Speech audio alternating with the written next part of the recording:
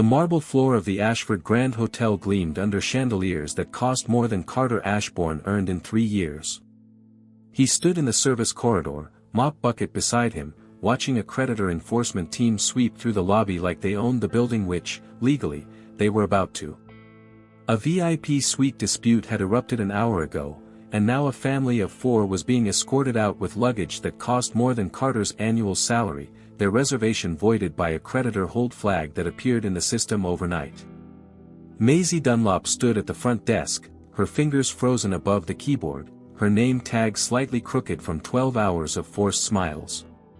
She didn't look at him. She couldn't.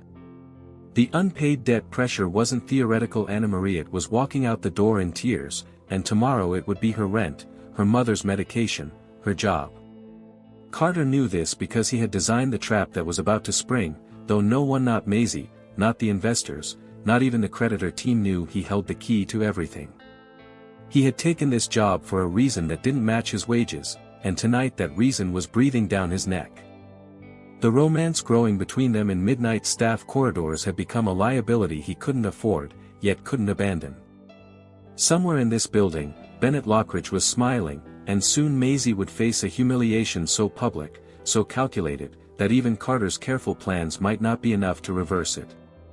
This is the story of how the poor night custodian who watched everything finally made the wealthy see him, and how love survived the cost of justice.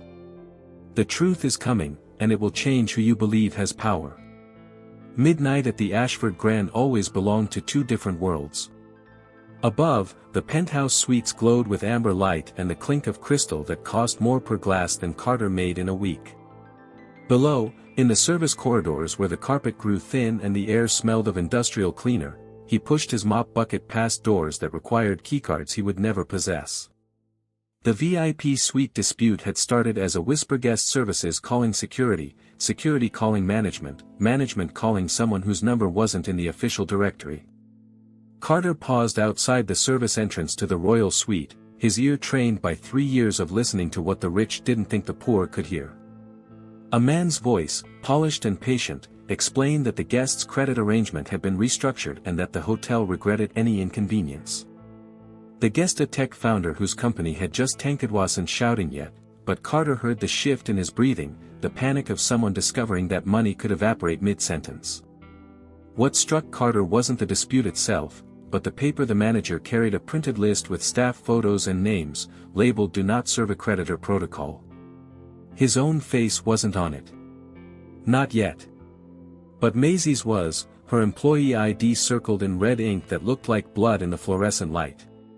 He memorized the list's header code CH7749 and continued mopping, his heart rate unchanged, his mind already tracing where such a document would be stored, who would have authorized it, and why a hotel would maintain a secret blacklist of its own workers. The rich played games with access, the poor learned to read the board without being seen playing. Carter had spent 3 years becoming invisible enough to see everything. Tonight, that invisibility felt like a weapon he wasn't sure he wanted to use. Maisie passed him in the corridor 20 minutes later, her eyes red-rimmed but dry, clutching a printout of her new schedule with 3 shifts cut. She didn't speak. She didn't need to. The message was in the paper's watermark, Bennett Lockridge's initials, his personal letterhead used for staff reductions while the penthouse guests slept. Carter watched her go, noting the way her shoulders curved inward, protecting something vital from the cold. He thought of the maintenance closet on 7, the one with the broken lock had reported twice and fixed himself, and the boxes had seen there that didn't match any department code he knew. The night deepened. The chandeliers dimmed to their lowest setting, conserving electricity the guests would never notice missing. Carter finished his rounds and signed out at 6:47 a.m., using a time clock that rounded down to the nearest 15 minutes, stealing 11 minutes of pay from every worker, every day. He didn't complain. He calculated. The donut serve list was the first thread. The maintenance closet was the second. And Maisie's exhausted silhouette, disappearing into the dawn light of the employee exit, was the reason he would pull them until something tore. What else was hidden in the hotel's shadow books, and who would be sacrificed before the truth emerged? Maisie found the guest folios by accident, which was how most dangerous truths revealed themselves to the poor.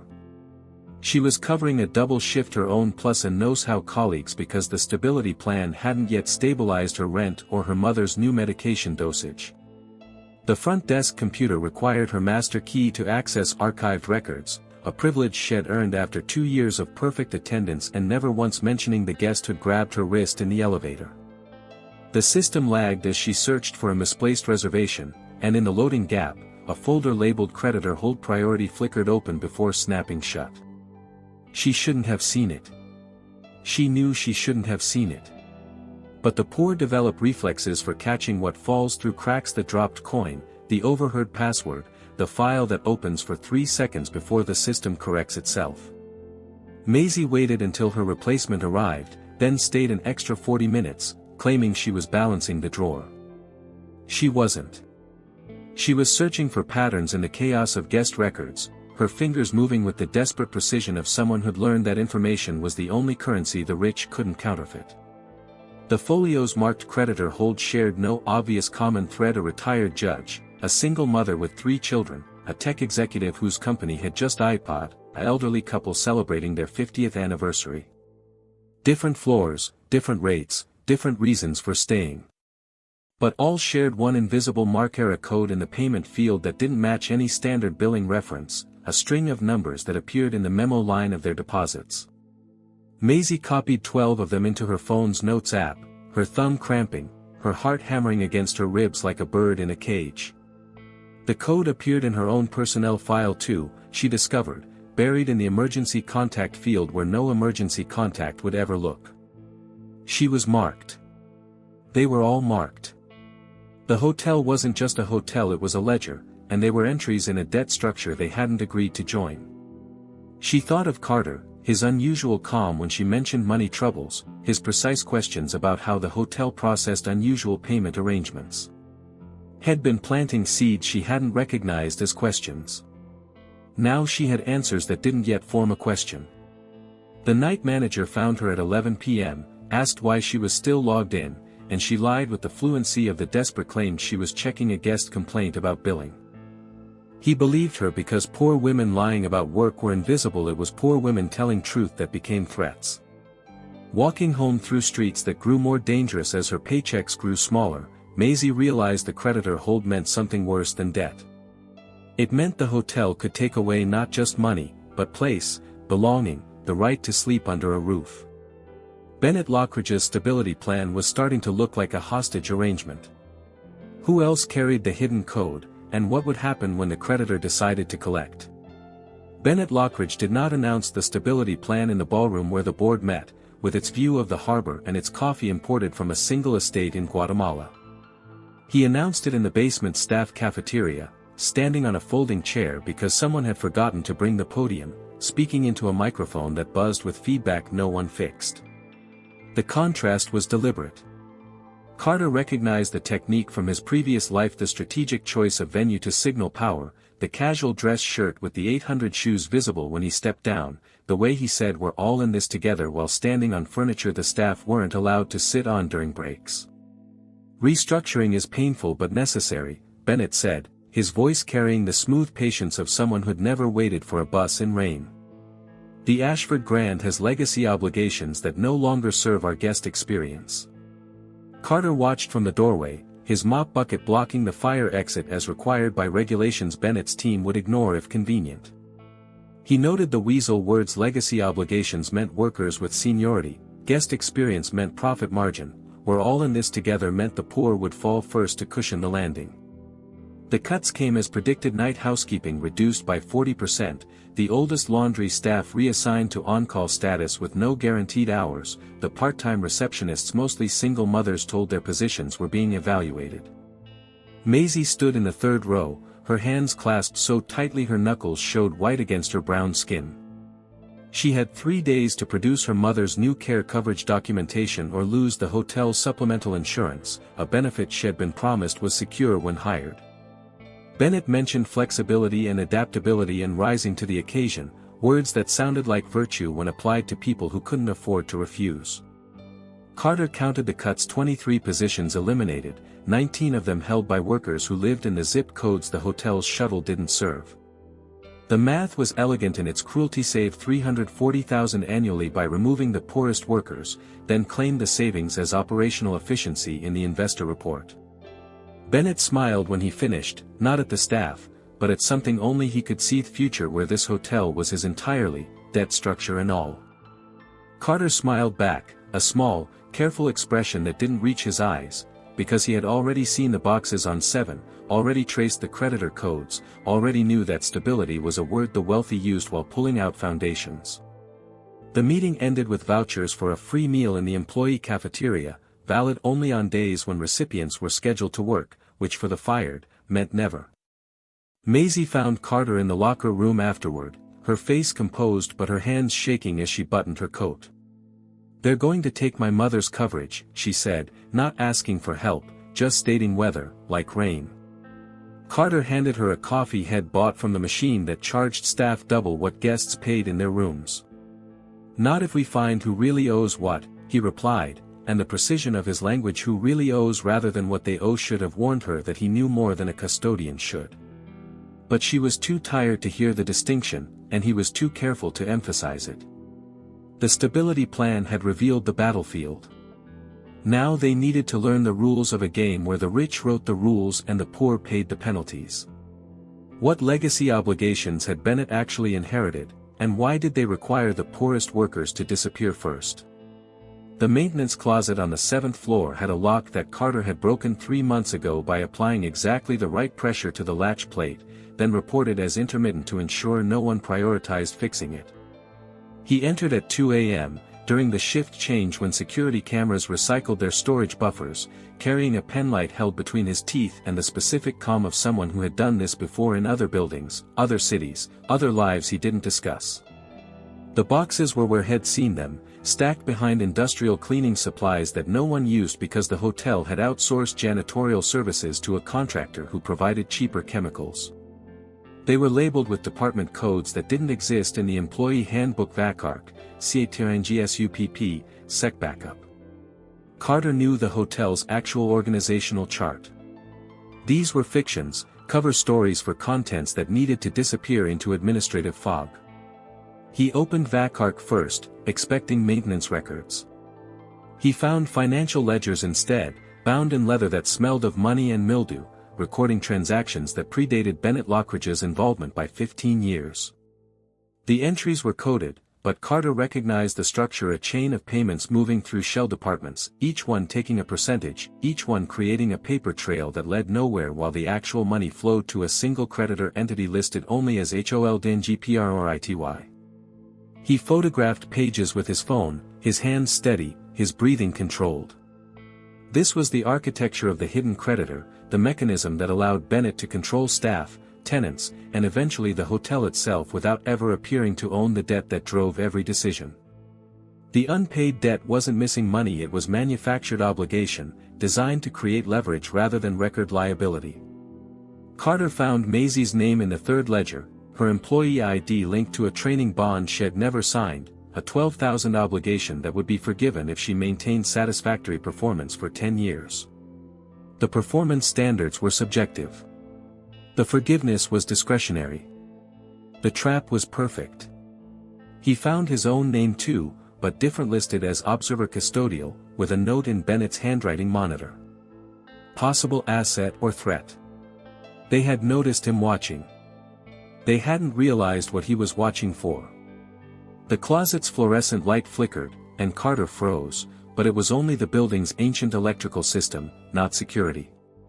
He replaced the boxes exactly as found, dusted his fingerprints from the edges with his sleeve, and exited into the corridor where the carpet smelled of the cheap cleaning fluid that couldn't mask the rot beneath.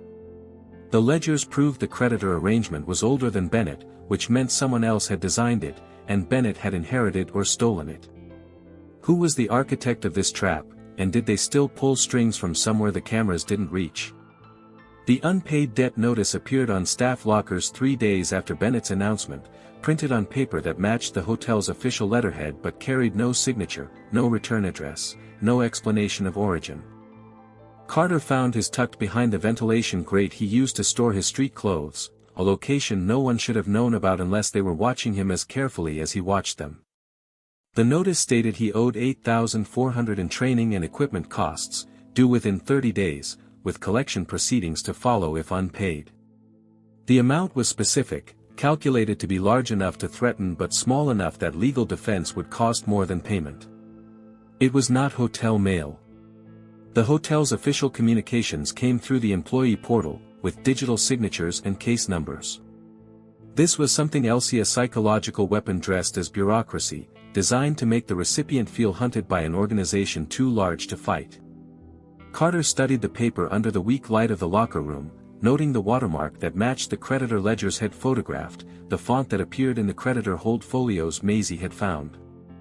Someone was connecting the dots between the hidden financial structure and the visible staff, tightening the leash.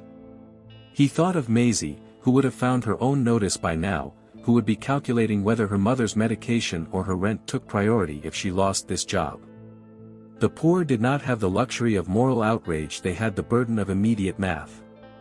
Carter folded the notice and placed it in his wallet, next to a business card from a life he no longer claimed, with a phone number he hadn't called in 3 years.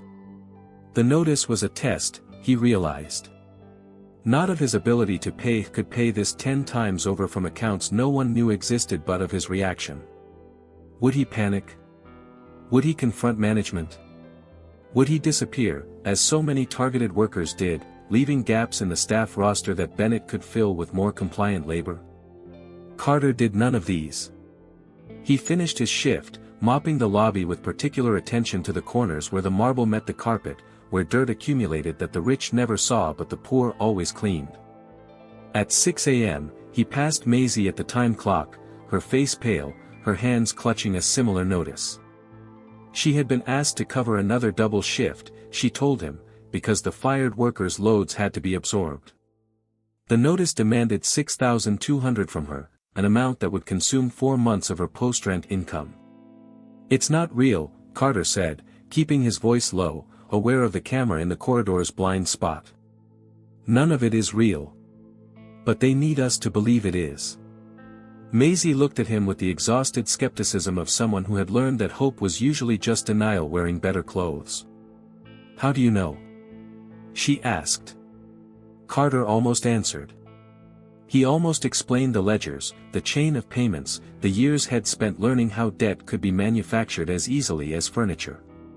But the truth would raise questions he couldn't answer without revealing everything, and everything was a weight she wasn't ready to carry. "Because real debts have names," he said instead. "This one only has power." The unpaid debt was tightening around them both, a noose made of paper and threat. What would happen when the 30 days expired, and who would be the first to test whether the collection proceedings were as imaginary as the obligation itself? The moral test arrived disguised as opportunity, which was how the hotel always delivered its cruelest choices. Maisie was called to Bennett's temporary office, a converted storage room with a harbor view that had been blacked out with privacy film in her lunch break, which meant she wouldn't be paid for the meeting time. Bennett sat behind a desk that cost more than her annual salary, his smile warm as a shark's, his hands folded over a folder with her name on the tab. "You're valued here, Maisie," he said, using her first name with the intimacy of ownership. "Your guest satisfaction scores are exceptional. Your reliability is noted." The praise felt like warning. The poor learned that compliments from the wealthy usually preceded requests that couldn't be refused. "There's a situation," Bennett continued, sliding an envelope across the desk. "A family in the Riverside suite has fallen behind on their arrangement. They're scheduled for lockout tomorrow morning. Standard procedure." Maisie knew the Riverside suite. She'd checked in the family herself, 2 parents, 3 children, the youngest barely school-age, staying while their home was renovated after a fire. Their arrangement was a corporate housing voucher from the father's employer, which should have guaranteed payment. "The voucher's been voided," Bennett said, as if reading her thought. "Creditor hold. Nothing to do with us." The envelope contained $3,000 in cash, crisp hundreds that smelled of the bank where the wealthy kept their distance from money's physical reality. "A stability bonus," Bennett called it. For your discretion. The family will find other accommodations. You will process their checkout as voluntary. No drama, no scene, no difficult questions. Maisie's hands hovered over the envelope. She thought of her mother's medication, the rent due in 10 days, the notice demanding $6,200 she didn't have. The money would cover both, with enough left for groceries that weren't the discount items near expiration. She thought of the children in the Riverside suite, how the youngest had shown her a drawing of the hotel's fountain, how the mother had thanked her for making them feel welcome when everything else was falling apart. The rich offered choices that weren't choices: take the money and become complicit, refuse and become target. What happens to them? Maisie asked, her voice steady though her stomach had become a fist. Bennett's smile didn't waver. They have resources. Family. Options. The lie was smooth, practiced, delivered with the confidence of someone who'd never had to test whether options existed when every door was locked. Maisie looked at the envelope, then at Bennett's hands, manicured, uncalloused, the hands of someone who had never scrubbed a floor or held a dying parent's hand through a long night. She thought of Carter, his careful questions about debt structures, his unusual calm when she mentioned money. She thought of the creditor hold codes, the manufactured obligations, the chain of payments that trapped workers in place. I need to think about it, she said, knowing that hesitation was itself a choice, a small resistance that would be noted and remembered. Bennett's eyes cooled, the smile becoming architecture rather than expression. Of course. But the family checks out at 11 tomorrow. The bonus expires with their reservation. Maisie left the office with the envelope unclaimed, her legs unsteady, her mind racing through consequences like a gambler counting cards in a rigged game. She found Carter in the basement, repairing a vacuum cleaner that maintenance had declared unfixable. He offered me money to hurt them, she said, not needing to specify who. Carter looked up, his hands still on the machine's housing, his expression unchanged. What did you say? I said I'd think about it. Carter nodded, as if this answer confirmed something he'd already calculated. Then we have until 11 tomorrow to make sure that family doesn't need saving, he said. Or to make sure Bennett can't touch them even if you say no. The moral test had become a countdown. What would they find in the 12 hours before the lockout, and which of them would pay the price for refusing to become the creditor's instrument? The promise was made at 3:47 a.m., in the staff corridor behind the kitchen where the smell of old grease mixed with the new day's bread preparation, where the cameras had a 45-second blind spot during their recycling cycle. Carter had found Maisie there, sitting on an overturned bucket, her face in her hands, the unclaimed envelope's ghost still weighing her pockets even though she'd left it on Bennett's desk. He sat beside her, not touching, close enough to share warmth in the building's pre-dawn chill. The family is safe for now, he said. I found their voucher's cancellation code. It was manual, not automatic. Someone in accounting pressed a button they shouldn't have. I pressed it back. Maisie looked up, her eyes red-rimmed, her mascara smeared in ways that made her look younger and more vulnerable than her 26 years. How do you know how to do that? She asked, not for the first time. Carter didn't answer directly.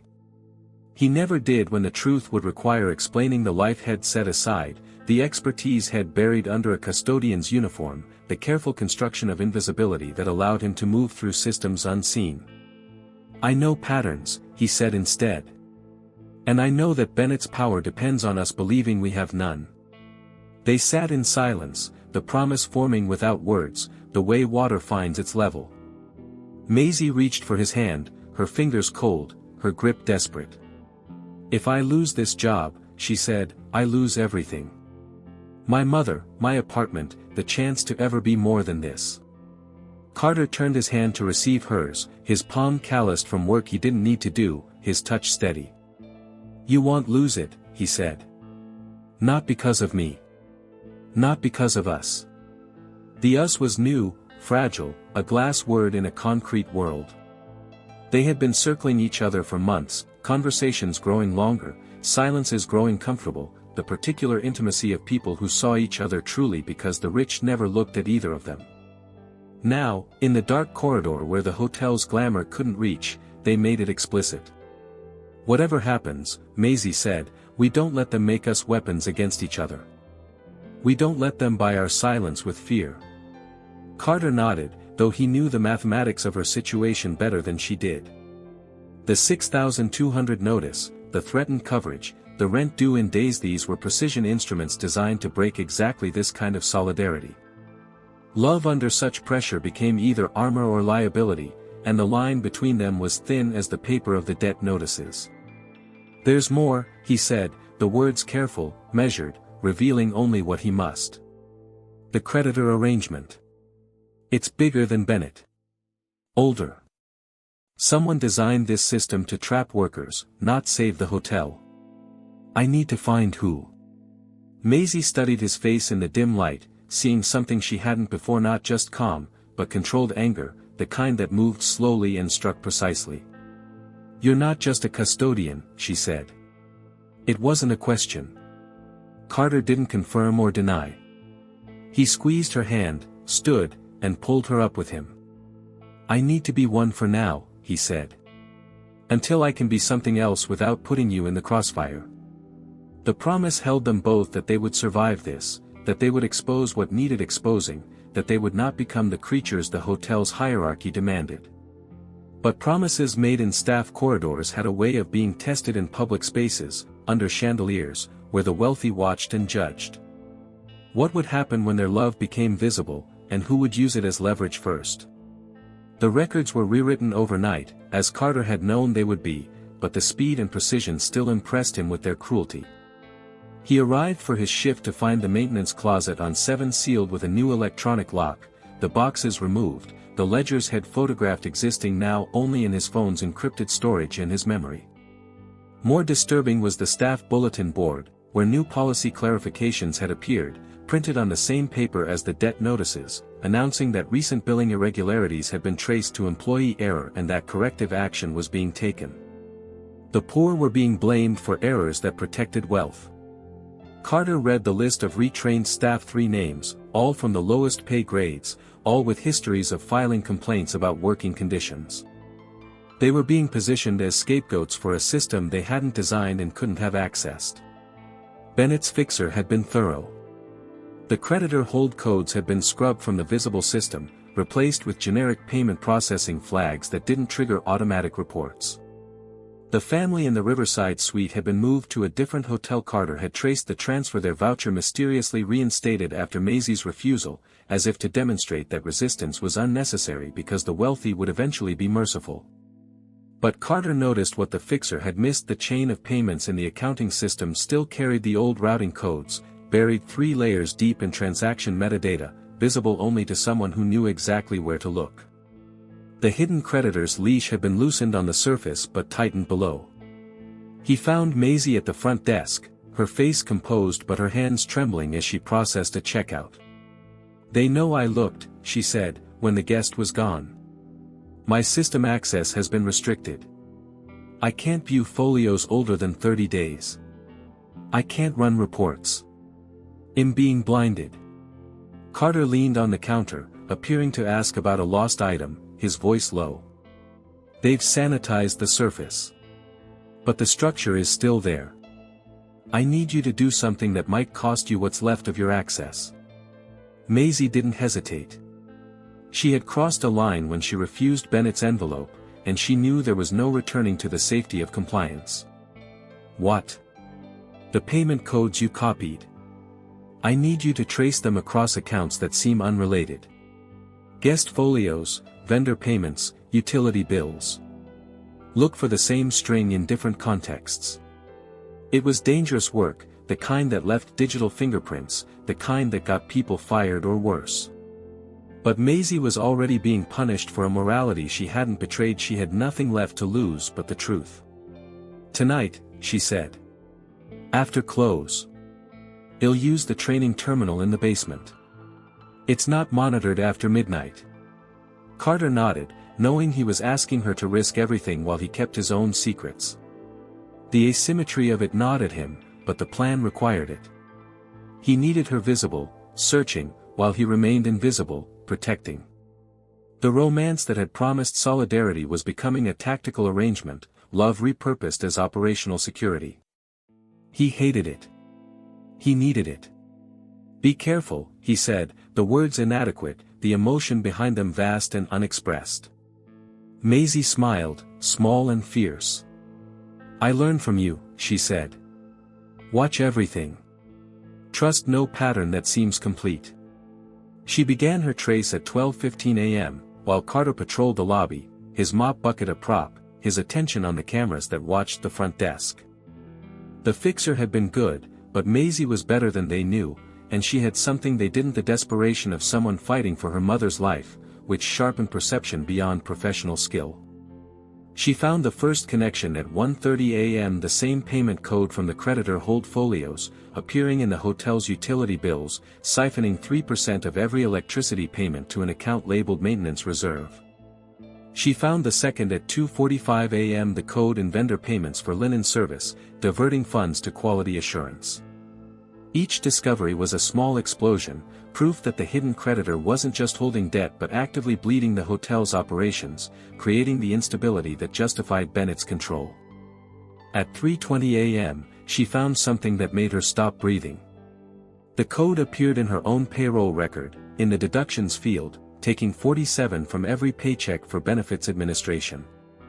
She had been paying her own oppression. She had been funding the chain that threatened to break her. She saved the evidence to 3 different locations, her fingers flying, her heart hammering. She was about to log out when the screen flickered, and a message appeared that wasn't part of the hotel's system: "We see you. Stop now." The intimidation was direct, digital, undeniable. Someone had noticed her questions. How long had they been watching, and what would they do now that she had refused to stop? The public humiliation was scheduled for 10 a.m., when the lobby was busiest with checkout lines and business arrivals, when the chandeliers were at full brightness and the marble reflected every judgment. Maisie was called to the front desk for a brief announcement, which was how she knew. The poor always knew when performance was required. They could feel the stage lights even before they saw them. Bennett stood beside the desk, his smile in place, his hands clasped behind his back in a posture of regretful authority.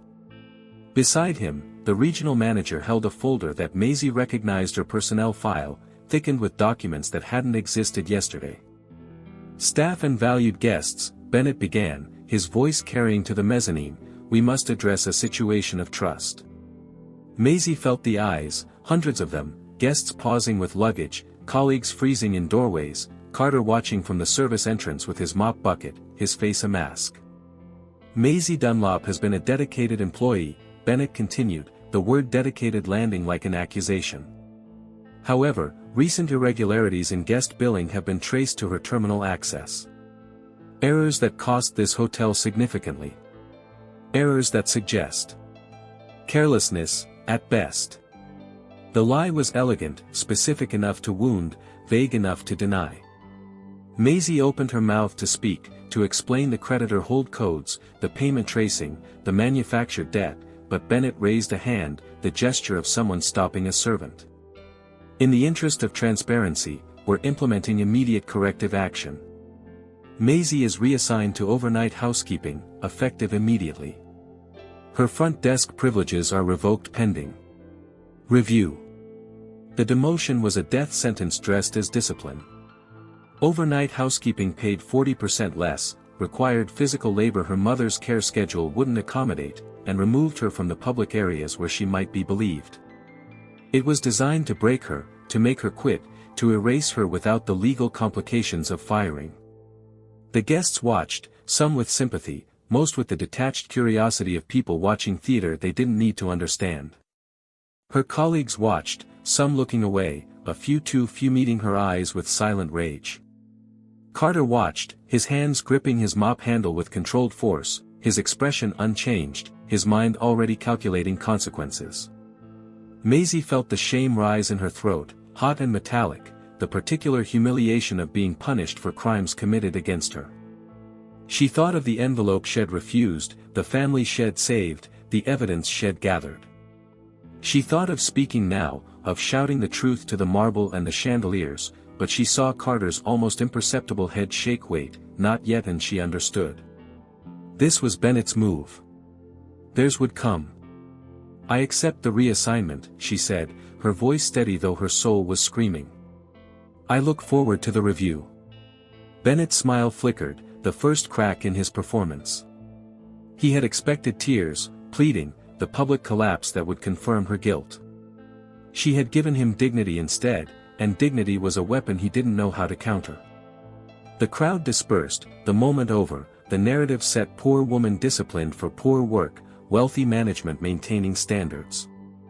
Maisie walked to the elevator, her back straight, her eyes dry, passing Carter without acknowledgement, following the script they hadn't rehearsed but both understood. In the service corridor, she would collapse. In public, she would endure. The demotion was irreversible in the eyes of the hotel's power structure, but Maisie carried something Bennett couldn't imagine: the knowledge of her own innocence, the evidence of his crimes, and the certainty that someone else saw her truly. What would Carter do now that she had been made visible in her vulnerability, and how would their love survive when one of them had been thrown to the bottom of the hierarchy they were trying to expose? The hidden creditor tightened its leash with surgical precision after the humiliation, as if the public display had been a signal to commence the real punishment. Maisie's access card was deactivated within hours of her reassignment, the red light flashing denial at doors shed open thousands of times.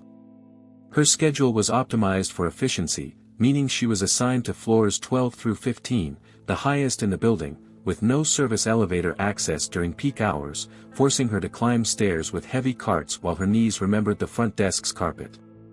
Her mother's care coverage was under review, a phrase that meant denial was coming, the paperwork delayed in ways that didn't leave fingerprints but left the patient untreated. The intimidation had become operational, systemic, designed to make resistance physically impossible. Carter found her on the 14th floor at 2 a.m., sweating through her uniform, her hands blistered from new gloves that were one size too small. Another small cruelty, equipment shortages that only affected her. They're going to kill her, Maisie said, not looking up from the bed she was stripping. Not directly. Through delay. Through processing errors. Through the time it takes to appeal. Carter helped her lift the mattress, his movements efficient, his presence illegal according to the new zone restrictions that applied only to her. The review period is 60 days, he said. We need to act before they can finalize the denial. Act how? I'm invisible now. I can't access records. I can't trace codes. I'm just this. She gestured at the uniform, the cart, the room that cost more per night than her monthly rent. Carter had been waiting for this moment, the point where her desperation matched his preparation. There's a safe, he said. In the lost and found office. It holds items too valuable to destroy but too problematic to return. Items that implicate people. Maisie stopped working, really looking at him for the first time since the demotion. What kind of items? A sealed envelope. Dated 5 years ago. Addressed to the hotel's board, but never delivered. It contains proof of the creditor arrangement's origin. Proof that Bennett didn't create this system, inherited it, and he's been modifying it to target workers specifically. The information was dangerous, more than had shared before, and Maisie heard the shift in his voice, the precision, the certainty, the knowledge of processes no custodian should understand. How do you know what's in an envelope you've never opened? She asked. Carter met her eyes, and for a moment, the mask slipped, not enough to reveal everything, but enough to show the depth of what he concealed. Because I wrote it, he said. Then, immediately, not the proof. The cover letter. The explanation of what the proof meant. I wrote it 5 years ago, when I was someone else, and I placed it in that safe through channels I can't explain without putting you at risk. Maisie felt the ground shift, the narrative of their relationship rearranging into something she didn't recognize. Who are you? She whispered. For now, I'm the only person who can get you back to the front desk, get your mother's coverage reinstated, and put Bennett in a position where he can't hurt anyone else, Carter said. The rest. The rest depends on whether you trust me when I show you the envelope. The creditor's leash was physical now, the deactivated card, the punished schedule, the threatened care. But the sealed envelope represented a different kind of chain, one that led backward in time, to before Bennett, to before the manufactured debt, to the origin of everything. What would Maisie find when she saw the proof Carter had planted years ago, and would she still love the man who had been preparing for this moment while she thought he was just a kind custodian with unusual calm around money talk? The lost and found safe was a steel box built into the wall behind the concierge desk, protected by a combination that changed monthly and was known only to the head of security and, apparently, Carter Ashbourne, who entered it with the ease of long practice. Maisie watched him work the dial, her heart hammering against her ribs, her mind racing through implications she couldn't yet articulate. The safe's contents were mundane treasures: a diamond bracelet, a leather portfolio, a child stuffed animal that had been waiting 3 years for retrieval. And at the back, in a section labeled Archivido Not Remove, a manila envelope sealed with wax that bore a stamp Maisie didn't recognize, stylized within a circle, the wax the deep blue of old money. Carter handled it with reverence, his fingers careful, his breathing controlled. Dated March 2019, he said. 2 years before Bennett's involvement with this hotel. Addressed to the board chairman at the time, who died 6 months later. The new board never saw it. Bennett made sure of that. Maisie took the envelope, feeling its weight, the density of paper that carried history. What's inside? Financial records from the hotel's original creditor arrangement. The architect's name. And a letter explaining how the system was designed to protect the hotel during a liquidity crisis, not to trap workers, not to manufacture obligation, but to provide bridge financing that would be repaid through operational revenue over 15 years. Carter's voice had changed, becoming more formal, more educated, the accent shifting slightly towards something Maisie associated with boardrooms rather than basements. The architect was my mentor, he continued. He designed ethical financial instruments. When he died, Bennett acquired the rights to this arrangement and modified it. Turned protection into predation. Turned bridge financing into permanent debt slavery. Maisie opened the envelope, her hands shaking. The documents inside were complex, legal, beyond her training, but the cover letter was clear, written in a voice she almost recognized, precise and passionate and controlled. You wrote this, she said, looking up. 5 years ago. When you were. When I was someone who believed systems could be reformed from within, Carter finished. Before I learned that some people see ethics as inconvenience and workers as inventory.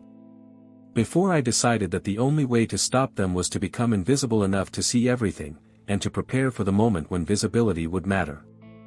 The sealed envelope was the proof they needed, but it was also a confession. Carter had known about the creditor arrangement before he took the custodian job. He had been planning this exposure for years, planting details, waiting for Bennett to overreach, for the system to show its teeth, for someone like Maisie to emerge who would fight rather than comply. The romance that had grown between them, was it real, or was she part of the plan? The night we met, Maisie said, her voice small. In the corridor. The coffee. Was that real? Carter said, quickly, urgently. Everything between us is real. You were never part of the plan. You were the reason the plan had to succeed.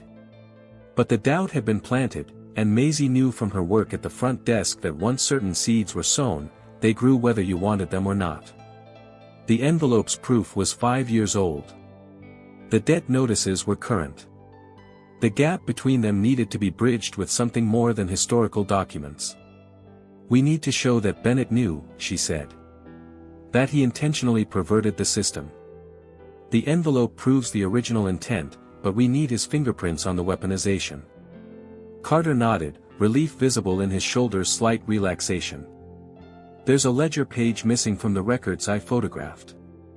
A single sheet that shows the manual override of the creditor hold protocols, signed by Bennett, dated 3 months ago. It's in his personal safe, in the penthouse suite he keeps for operational oversight. The retrieval would be impossible for anyone else.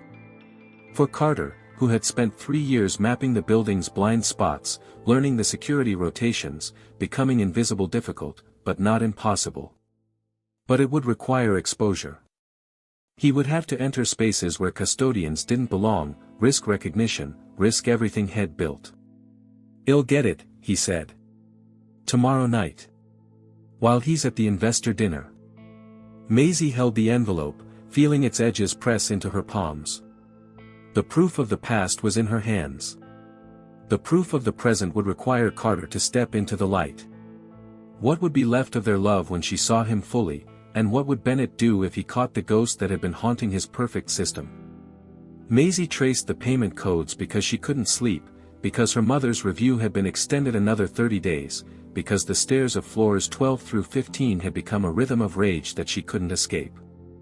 She used the terminal in the basement supply room, the one Carter had told her about, the one that logged access under a maintenance account that didn't flag individual users. The codes from the creditor hold folios, from her own payroll deductions, from the utility bills. She followed them across the hotel's financial system like threads in a tapestry designed to look random but woven with deliberate pattern. The first discovery came at 1 a.m. The codes appeared in the hotel's insurance premiums, diverting 4% to an account labeled risk mitigation. The second at 2:30 a.m. the codes in the property tax payments, siphoning funds to municipal relations. Each diversion was small, invisible to casual audit, but cumulative. They were bleeding the Ashford Grand dry, creating the very instability that justified Bennett's stability plan, manufacturing the crisis that required his control. But Maisie found something else, something that made her stop breathing. The codes appeared in accounts that had nothing to do with the hotel. A restaurant 3 blocks away. A dry cleaner in the next neighborhood. A small medical practice that specialized in elder care. The hidden creditor's reach extended beyond the Ashford Grand, beyond hospitality, into the community where Maisie lived and her mother received treatment. This wasn't just about one hotel or one workers. This was a network, a web of manufactured debt that spanned the city, trapping small businesses and vulnerable families in the same chain of obligation that held her. She was about to document the connections when the screen flickered, and a new window opened. Someone else's access, overriding hers. The message was simple: stop tracing. We know where your mother sleeps. The threat was direct, personal, unencrypted. They weren't just watching the system, they were watching her life, her family, her vulnerabilities. Maisie's hands froze above the keyboard. She thought of the envelope in her apartment, the proof Carter had planted, the plan they were building. She thought of Bennett's smile, his patience, his ice-cold certainty that he would win because he had always won. And she thought of Carter, who was somewhere in the building tonight, risking exposure to retrieve the ledger page that would connect Bennett's signature to the weaponized debt. If she stopped now, the threat worked. If she continued, her mother paid the price. But if she stopped, her mother paid anyway, through denied coverage, through delayed medication, through the slow death of poverty's 1,000 cuts. Maisie made her choice. She saved the evidence to a cloud account Carter had set up, encrypted, distributed across servers in 3 countries. She wiped the local terminal's cache, her fingers flying through commands had taught her during their midnight meetings. And she left a message in the system, buried in a maintenance log where only someone looking for it would find. I see you too. The retaliation was immediate. Her schedule was adjusted again, starting tomorrow: triple shifts, no breaks, floors 16 through 20, where the VIP suites required special handling and any mistake was grounds for termination. Her mother's care provider called at 6 a.m. Her case had been flagged for fraud investigation, all services suspended pending review. The hidden creditor had noticed her questions, and it was answering with the only language it knew: pressure, threat, the weaponization of need. Carter found her in the supply closet at 7 a.m., her face streaked with tears. She didn't remember crying, her hands shaking so badly she couldn't grip her cart. They know, she said. They know everything. My mother, my tracing, us. Carter's expression didn't change, but something hardened behind his eyes. The controlled anger shed glimpse before becoming something more focused, more dangerous. Then we move tonight, he said. No more preparation. No more patience. Tonight we get the ledger page, and tomorrow we file. They'll kill her, Maisie whispered. They said they want, Carter interrupted, his voice carrying a certainty she didn't understand.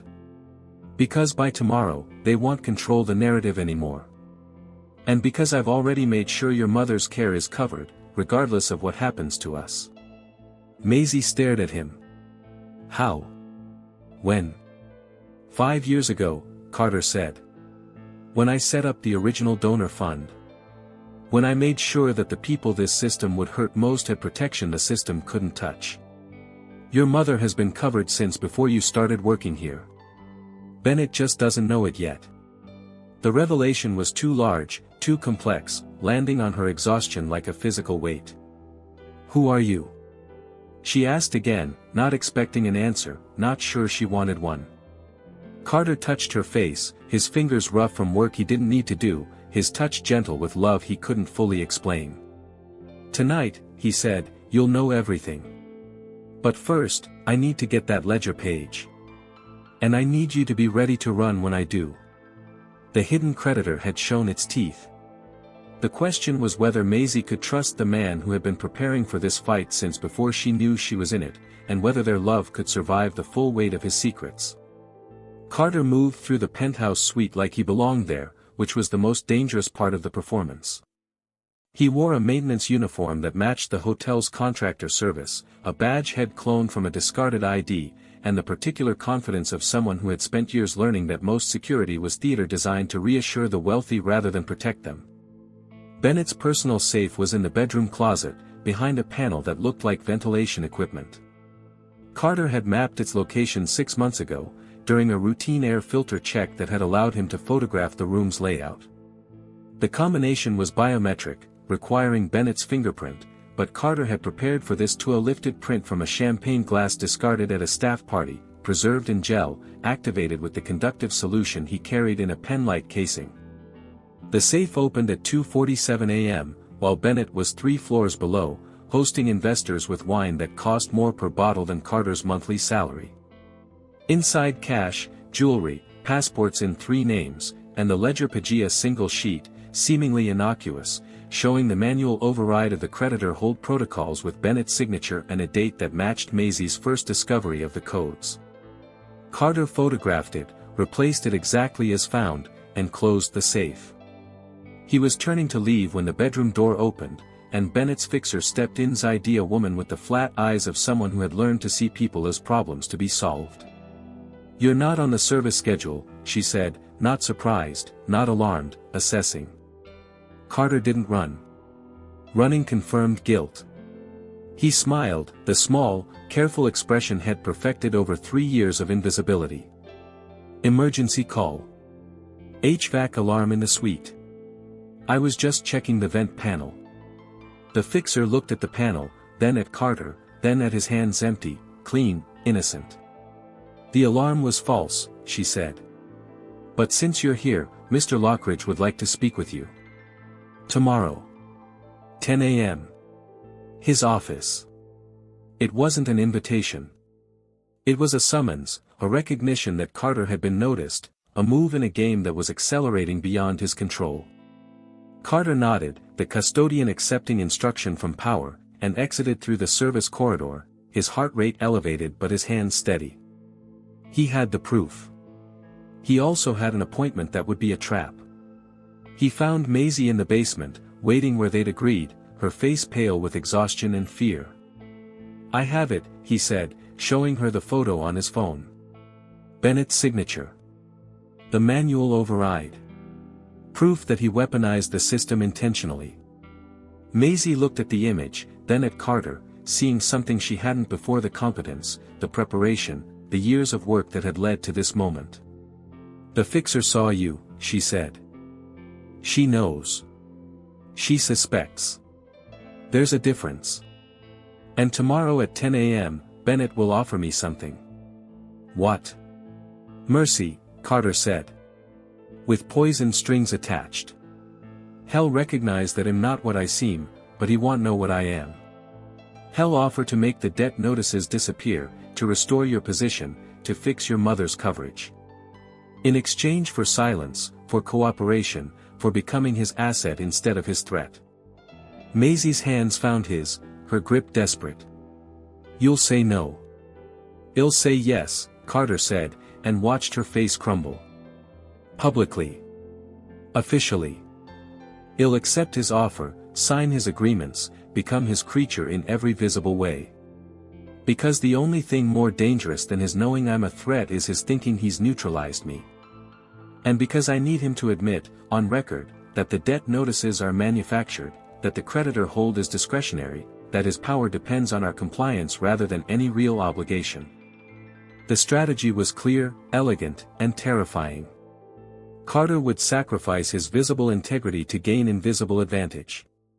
He would appear to fall in order to rise. But Maisie heard what he wasn't saying, that the performance might become reality, that the poison strings might bind, that the man she loved might be consumed by the role he was playing. "What if you can't come back?" she asked. "What if the mercy changes you?" Carter touched her face, his fingers tracing the exhaustion, the fear, the love that had grown in impossible conditions. "Then you'll have to remember who I was," he said. "And you'll have to finish what we started." The ledger page was proof, but proof needed voice. Carter was preparing to silence his own to gain the silence of his enemy. What would be left of their love when he emerged from Bennett's office, and would the price of justice be the man she had learned to love? The unpaid debt revealed its true nature not in a single document but in a pattern that emerged when Carter laid out everything they'd gathered: the sealed envelope from 2019, the photographed ledgers, the traced payment codes, the ledger page with Bennett's signature, Maisie's personnel file with its manufactured training bond. The chain was designed to trap workers, not save the hotel. Every element served the same function: to create obligation without end, to make the poor pay for their own oppression, to ensure that the Ashford Grand's financial instability was permanent enough to justify permanent control. Carter explained it to Maisie at 4 a.m., in the supply closet that had become their war room, his voice low, his hands moving through the documents with the precision of someone who had designed such systems in another life. "The original creditor arrangement was bridge financing," he said. 15-year term, repaid through operational revenue, designed to save the hotel from bankruptcy in 2019.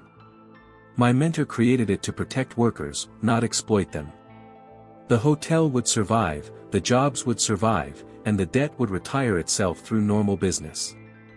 "But Bennett," Maisie said. Bennett saw the structure and recognized its potential. He acquired the creditor rights and modified the terms. He turned the 15-year bridge into a perpetual cycle. He added the creditor hold protocols that allowed him to target individuals, workers, guests, vendors, and manufacture their indebtedness. He created the payment codes that siphon from every transaction, building a shadow fund that controls the hotel more completely than any ownership stake. The chain of payments was elegant in its cruelty.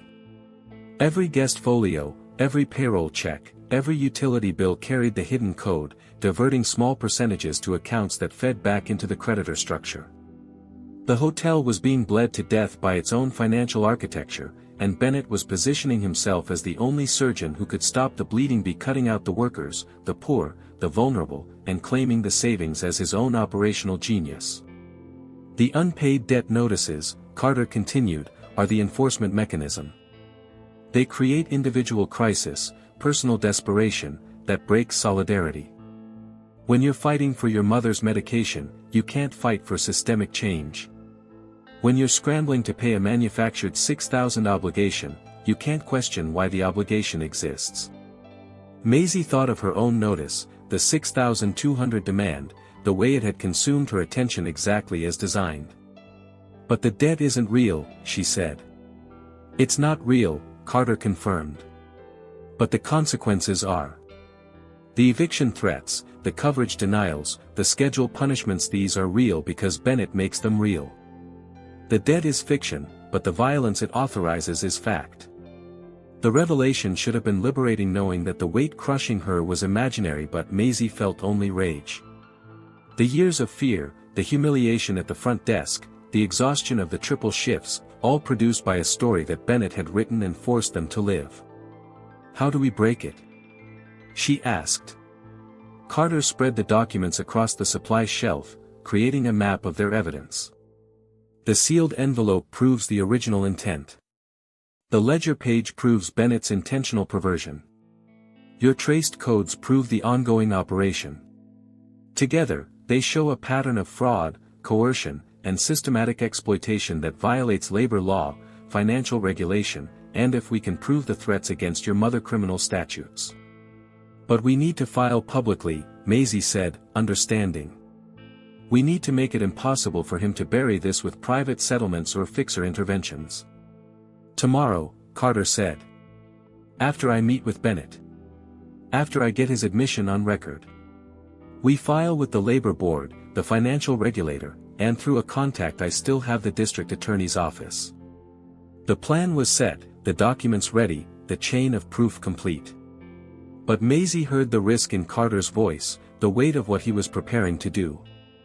He would enter Bennett's office as a supplicant, accept mercy that was poison, and try to emerge with evidence that would destroy the man offering salvation. What if he doesn't give you anything? She asked. What if he just removes you? Carter smiled, small and careful. Then you'll file without me. The documents are in the cloud account. The instructions are in your phone. And the sealed envelope. He handed her the original from the safe. You keep this. It's the anchor. Everything else connects to it.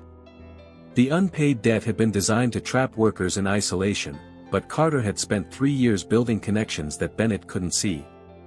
The question was whether those connections would hold when the hidden creditor realized the trap was being turned against its maker, and whether Maisie could carry the weight of a fight that had started before she knew she was in it.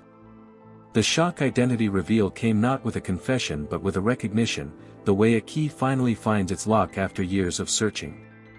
Carter entered Bennett's office at 10 a.m. precisely, wearing his custodial uniform, carrying himself with the submissive posture of a worker accepting instruction from power. Bennett sat behind his desk, the fixer standing at the window, the ledger page Carter had photographed that morning lying visible on the blot. Terror warning, a demonstration that they knew, a claim of control. Mr. Ashbourne, Bennett said, his smile smooth, his patience ice-cold. Or should I say, Mr. Ashford? The name hung in the air, a ghost from Carter's previous life, the identity head buried under 3 years of mopping floors and watching patterns.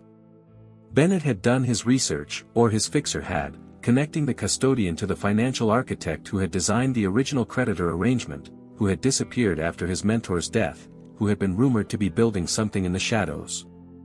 The anonymous donor, Bennett continued, enjoying the performance, behind the hotel's survival fund.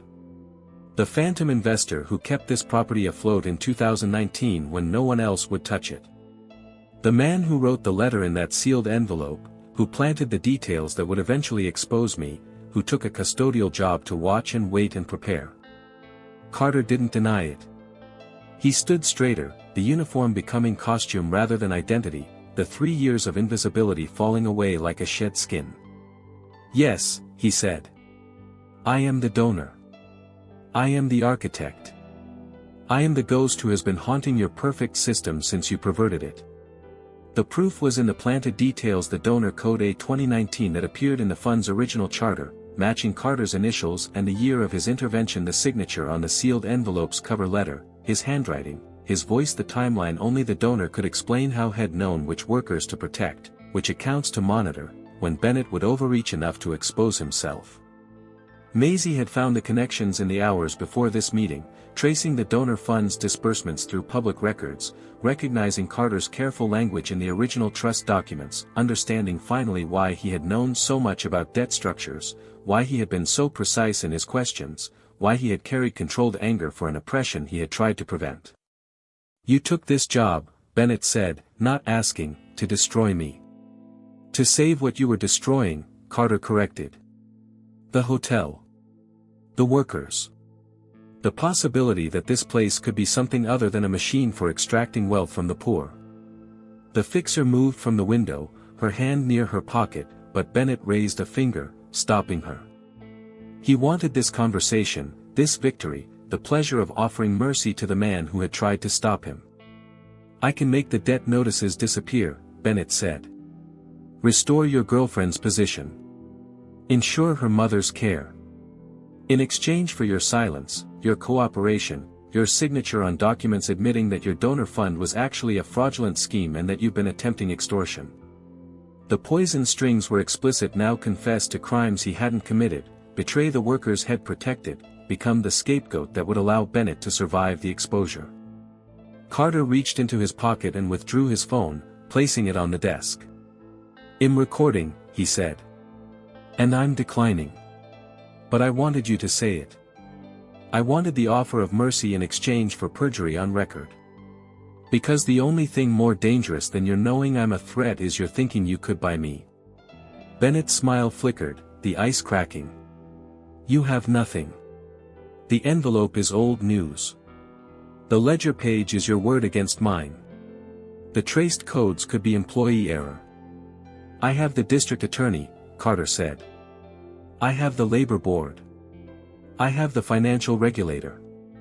And I have Maisie, who is filing the complaints right now, using documents that lead back to you in ways that can't be fixed by your fixer. The power in the room shifted, the air changing density. Carter was no longer a custodian pretending to be a donor. He was the donor who had pretended to be a custodian, who had earned his identity reveal through 3 years of planted details and careful preparation, who had finally become visible enough to be believed. You built a system to trap the poor, Carter said, standing, no longer performing submission. I built a system to expose the trap. And now everyone will see what you've done. The shock of the reveal wasn't just Carter's identity, it was the scope of his preparation, the years of work, the love that had grown in the shadows of his mission and transformed it from vengeance into protection. What would Bennett do now that his ghost had substance, and would the public reversal Carter had planned survive the fixer's reach? The public and legal power reversal began at 2 p.m., when the Labor Board's emergency injunction froze all creditor actions against Ashford Grand employees, citing credible evidence of systematic fraud and coercion.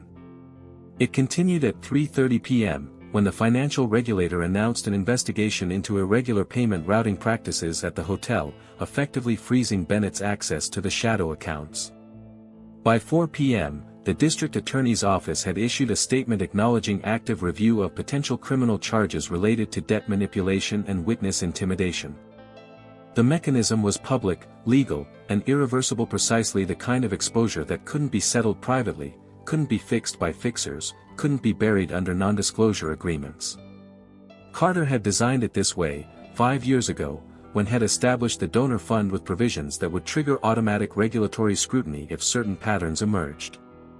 He had prepared for Bennett's overreach, planted the tripwires, and now they were springing with the precision of long-laid plans.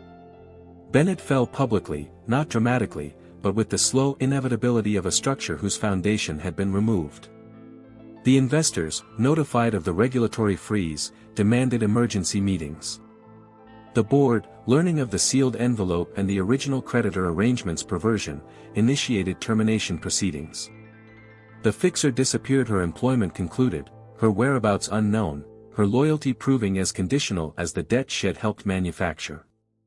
Maisie watched it unfold from the front desk, her position restored not by Bennett's mercy but by regulatory order, her mother's coverage reinstated through channels Carter had established years ago, her hands steady as she processed the checkout of guests who would read about the scandal in tomorrow's papers.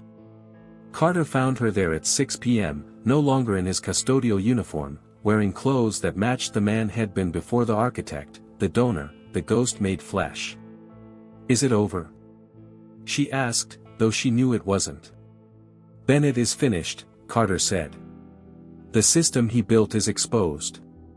The workers are protected, for now. But it's not over. It never really ends. The justice was served, but the emotional scar remained. Maisie thought of the humiliation at the front desk, the triple shifts, the threat against her mother. She thought of Carter's secrets, the years had watched her without revealing himself, the love that had grown in conditions of radical inequality. Can you forgive me?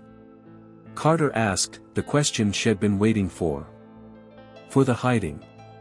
For the preparation. For making you part of a plan you didn't choose.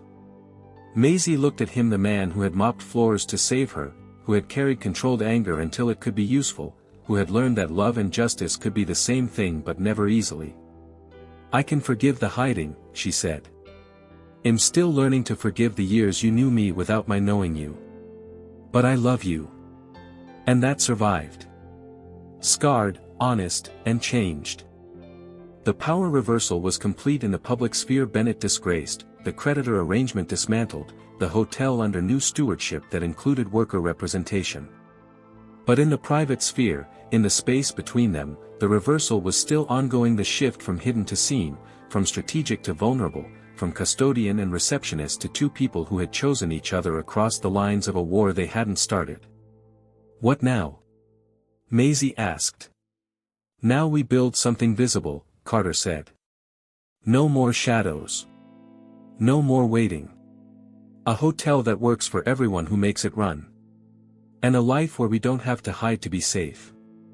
It was a promise, fragile and fierce, the kind that could only be made after everything had been risked. The unpaid debt had been revealed as fiction, the hidden creditor as predator, the power structure as reversible. But the cost was measured in sleepless nights and trust rebuilt, in love that had been tested by power and had chosen solidarity over convenience. The Ashford Grand would survive, transformed. Carter and Maisie would survive, scarred. And the story of how the poor night custodian had flipped the game would become, in time, a cautionary tale for those who thought they could buy silence with manufactured obligation. Who would remember the cost of this victory, and would the next Bennett learn to build a better trap, or would they learn that some ghosts refuse to stay hidden? The Ashford Grand Hotel still stands on the harbor, its chandeliers burning, its marble gleaming, but the light now reaches the service corridors where the carpet grows thin. The story of Carter Ashbourne and Maisie Dunlop lives there, in the space between rich and poor, between hidden and seen, between the power that thinks it owns and the love that refuses to be bought. Justice was served, but it left scars on the workers who learned to trust again, on the system that had to rebuild, on two people who discovered that intimacy after survival is its own kind of courage. This is what happens when we watch the patterns others ignore, when we choose truth over the convenience of silence, when we love across the lines that power draws to keep us separate. If this story moved you, if you saw yourself in Maisie's exhaustion or Carter's controlled anger, then you carry the responsibility to watch in your own world to notice who gets believed at the front desk, who pays for errors they didn't make, whose debt is real and whose is manufactured. Like this video if you believe that power can be reversed, that love can survive the test of justice, that the poor have stories worth telling. Comment with the moment that hit hardest, the humiliation, the reveal, the promise in the dark corridor. Share this with someone who needs to remember that ghosts can become visible, that traps can be turned, that we are stronger when we refuse to become weapons against each other. Subscribe and hit the notification bell for the next story of inequality and resistance, of romance under pressure, of the quiet people who flip the game when the powerful aren't looking. The next video drops in 7 days. Another world, another war, another love that chooses solidarity over safety. Be here for it. The light reaches further when we hold it together.